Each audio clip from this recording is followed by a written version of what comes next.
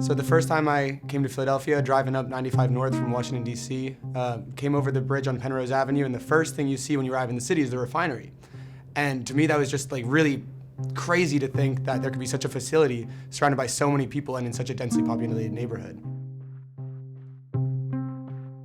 June 21st, I was sitting with my friends around the kitchen table for breakfast, and you know, like, it looked like Hiroshima in the middle of the night. And the first thing, you know, after that, I called my buddies who were still studying here over the summer, and I was like, did you hear it? Did you feel it? Like, what happened in Philadelphia last night? And they were like, whoa, my door swung open and the windows vibrated and we all woke up.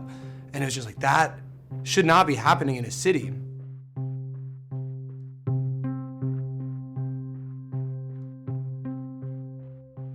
And that's really then immediately when I decided that this is what I wanted to pursue for my senior thesis, that I'd been thinking about like a couple of different things, but it was like the refinery and everything that it has to do with the city and the value that it has. That's what I'm going to study here.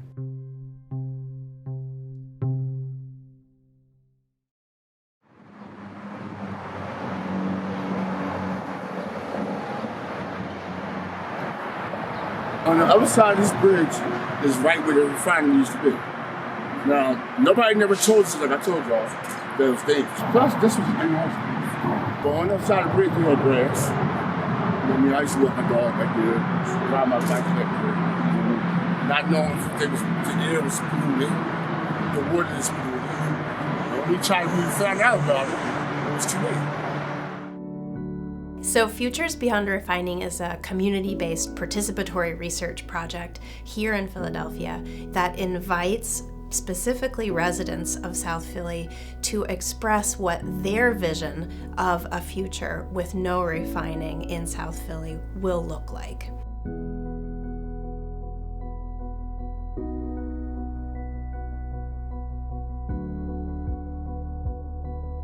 So the students have been working with the neighbors.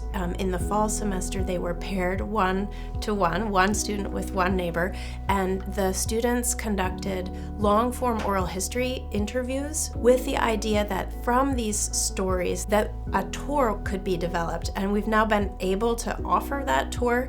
Neighbors guide the tour, and we walk through the neighborhood with neighbors sharing stories of what it's been like to live in the shadow of the refinery, sharing stories of their own families, in some cases 3 generations, who have lived as this refinery has been in operation.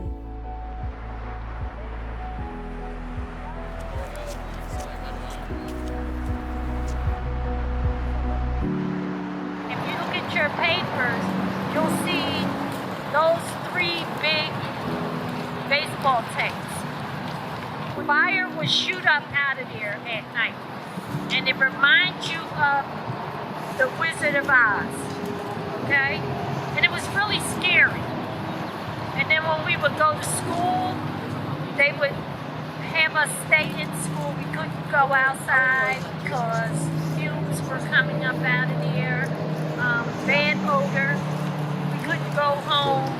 We had to stay there, and then once we got home, we had to lock our windows, lock our doors, don't go outside at all, okay? It's really scary to know that whatever was in that plant is killing you. I think one of the things that makes this project so unique is the emphasis on the participatory research, that I'm working with Mrs. Reeves on this project, that this is something that we're creating together, and we're creating it because there's a very important story that we both believe everybody needs to hear, because the whole of this refinery, the real cost, exists really now only in the stories of those who lived around it, who spent their whole life from childhood through now to see their grandchildren living there too.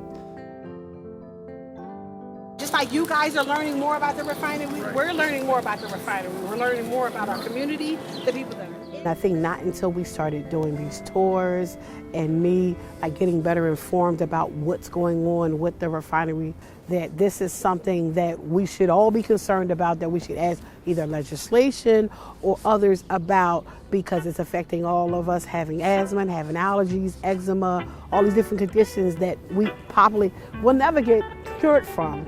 But, you know, we're just getting better informed by going through this study with Bethany and the rest of the students.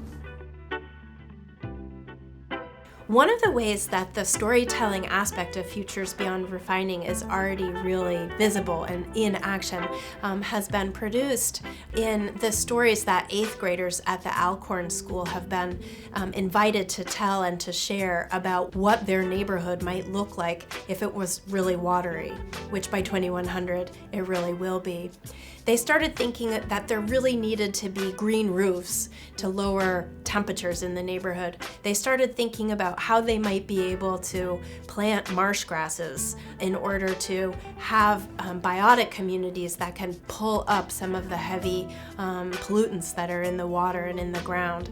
They wrote letters to the governor of Pennsylvania, lamenting that back in their day, when they were youths, they used to dream of owning wheels, but now in the year 2100, and they're 94 years old, they ride in boats all the time, which they discovered are actually pretty cool.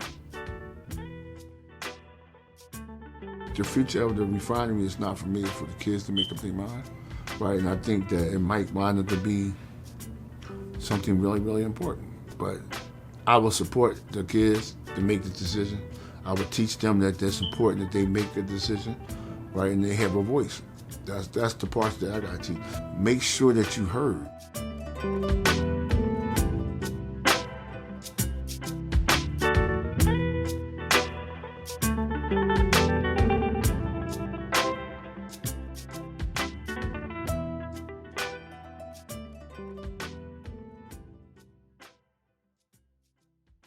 When we started working with neighbors in South Philly last fall, we had a different crisis on our minds, a massive refinery explosion, not a pandemic. But this new coronavirus has something in common with refinery operations. They both disproportionately harm environmental justice communities. We're checking in often with project partners and looking to support their efforts to maintain community health in a neighborhood where asthma and cancer occur too often.